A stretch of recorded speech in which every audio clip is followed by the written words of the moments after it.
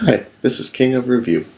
Here we have a function y equals the log base 2 of x minus 3 minus 4, and we need the equation of the vertical asymptote.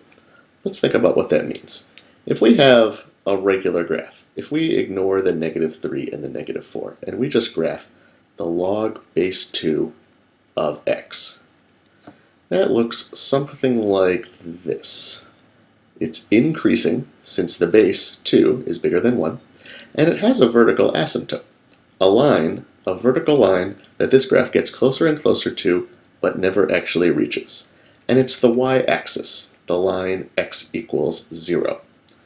The log function gets closer and closer to that line, but never actually reaches it, because you can't put the number 0 inside of a log. It doesn't work, it's impossible.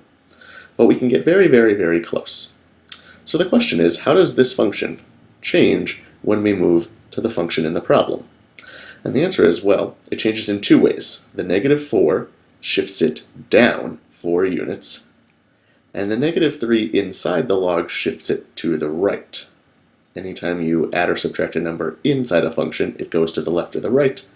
Adding or subtracting a number outside the function shifts it up or down. So, if we think about what has happened to our function, it has moved down, but moving this function down, such as like this, doesn't change the spot of the vertical asymptote. If all we did was move it down, the vertical asymptote would be in the exact same place. So I'm going to ignore moving down 4 units and just focus on moving to the right 3 units. So here's a picture of our function in the problem, y equals the log base 2 of x minus 3. And again, I'm ignoring the minus 4 at the end, since that's not going to affect the vertical asymptote. Since we have moved to the right 3 units, that means our vertical asymptote has also moved to the right 3 units.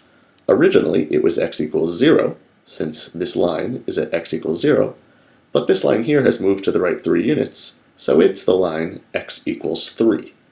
And that is the equation of our vertical asymptote, x equals 3. So our answer is D. Thanks for watching.